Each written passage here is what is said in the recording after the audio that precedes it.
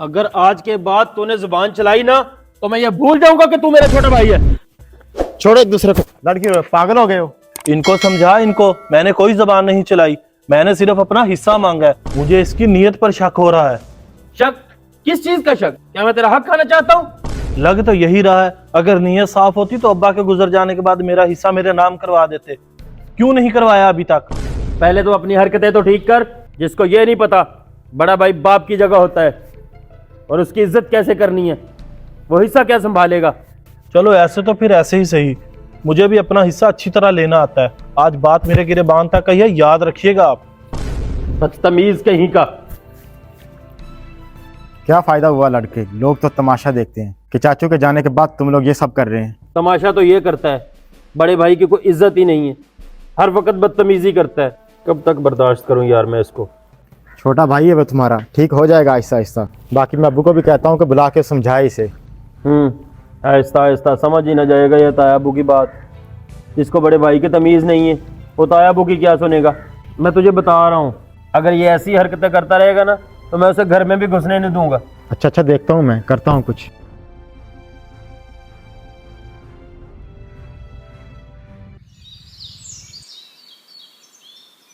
मेहताब भाई, वही हुआ जिसका इंतजार था। क्या हुआ? इरशाद और रिजवान दोनों भाइयों में लड़ाई हो गई है और बात हाथापाई तक पहुंच गई है। मुझे नहीं लगता कि अब रसाई होगी उनकी। वाह मेरे भाई, सुबह सुबह क्या खबर सुनाई है तूने। बस तू रिजवान को हाथ में कर और मैं करता हूँ इरशाद को। सही है ना? ठीक है भाईजान, और कहानी वही करनी ना जो आपने बताई थी। ओ हाँ भाई हाँ, दोनों भाइयों के साथ एक ही कहानी करनी है। फिर देख कैसे हाथ में आते हैं। बस एक बार हाथ में आ जाएं फिर अपना फायदा ही फायदा है। समझ गया भाईजान। ठीक है, मैं जा रहा हूँ रिजवान के पास, वो खेतों की तरफ गया है। आप इरशाद के पास जाए, वो घर ही है अभी।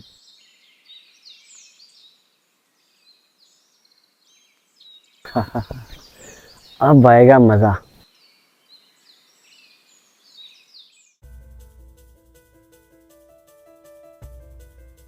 बड़े अफसोस की बात है, पूरे मोहल्ले में बात उड़ी फिरती है कि तेरा छोटा भाई तेरी इज्जत नहीं करता।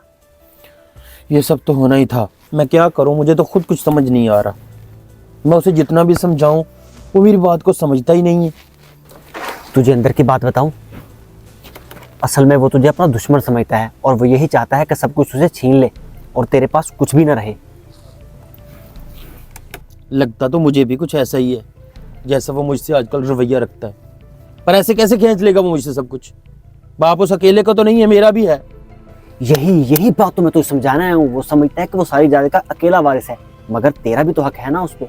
जायदाद में है ही क्या, घर है, हवेली और थोड़ी सी जमीन। पता नहीं जायदाद को क्या समझ लिया उसने। सही कह रहा है तू। वो भाई नहीं है, दुश्मन है मेरा। आज से जैसे तू कहेगा ना मैं वैसे ही करूँगा। सही, मैं एक वकील को जानता हूँ, उससे बात करके सारे कागजात तैयार करवाता हूँ। और तुम्हारे भाई के अंगूठों के निशान कैसे लेना है उसका हल भी है मेरे पास। बस मैं तुझे फ़ोन करके जहाँ बुलाऊँ वहाँ पहुँच जाना। अच्छा वैसे तेरा क्या मशवरा है, क्या करना चाहिए जिससे उसकी अकल ठिकाने आ जाए? इसका भी हल है मेरे पास। मेरा एक वकील जानने वाला है, मैं उससे कागजात तैयार करवा लेता हूँ और अंगूठे कैसे लगवाने हैं इसका भी जुगाड़ है मेरे पास। बस मैं तुझे जहाँ फ़ोन करके बुलाऊँ तुम वहाँ आ जाना। मैं वहाँ आ जाऊँगा। आप घर, ज़मीन और हवेली सबके कागजात तैयार करवा लेना। इसकी तो अकल ठिकाने लानी पड़ेगी। बेफिक्र रह तू, भाई जान को तो अब मैं मजा चखा के छोड़ूंगा। बेफिक्र हो जा तू, एक बार सब कुछ तेरा नाम हो गया ना फिर देखिए कैसे सीधा होता है तेरे सामने।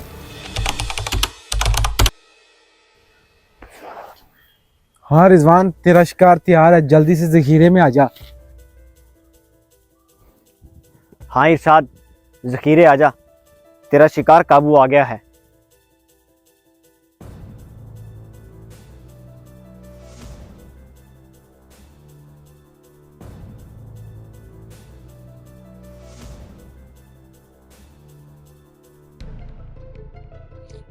अरे ये क्या, मुझे क्यों इसके साथ बांध रखा है?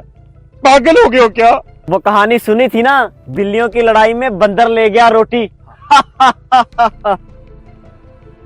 क्या मतलब, कौन सी रोटी?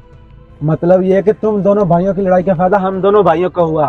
तुम दोनों को पागल बना के यहाँ बुलाया और तुम्हारे अंगूठों के निशान लेके सब कुछ अपने नाम कर लिया। अब तुम्हारे नाम कुछ भी नहीं रहा। हा हा हा हा हा। इतना बड़ा धोखा हमारे साथ, हम छोड़ेंगे नहीं तुम लोगों को। वैसे भी तुम लोगों को यहाँ पर जंगली जानवर जिंदा छोड़ेंगे तभी ना।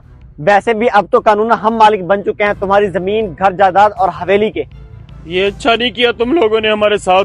हाँ, अच्छा नहीं किया। कागजात पर तुम्हारे अंगूठों के निशान तो हमने ले ही लिए, अब तुम हमारे किसी काम के नहीं। चलो भाई। अरे रुको, कहाँ जा रहे हो तुम लोग? अरे भाई हमारे साथ इतना बड़ा धोखा। बड़ों से सुना था, आज देख भी लिया। जब भाई भाई आपस में लड़ते हैं तो कैसे लोग फायदा उठाते हैं। जी भाई सही कह रहे हो आप। गैर लोग मुखलिस तो बनते हैं लेकिन लोगों की असल हकीकत यही होती है। गलती हो गई भाई मुझसे, बस अल्लाह ताला हमें इस मुसीबत से निकाल दे। आइंदा कभी भी हम झगड़ा नहीं करेंगे आपस में। बस प्लीज मुझे माफ कर दो। आप भी भाई मुझे माफ कर दें, मैं असल में भटक गया था। अब मुझे समझ आ गई है, दुनिया में माँ बाप बहन भाइयों के अलावा हमारा कोई भी मुखलिस नहीं होता। सही कह रहे हो भाई। बचाओ बचाओ, कोई सुन रहा है कोई हमें? सुन रहा है तो बचाओ। बचाओ। कोई बचाओ, कोई बचाओ। इस मैसेज को सदका जारिया समझकर जरूर शेयर करें। हो सकता है आपके एक शेयर करने से किसी की जिंदगी बदल जाए। शुक्रिया।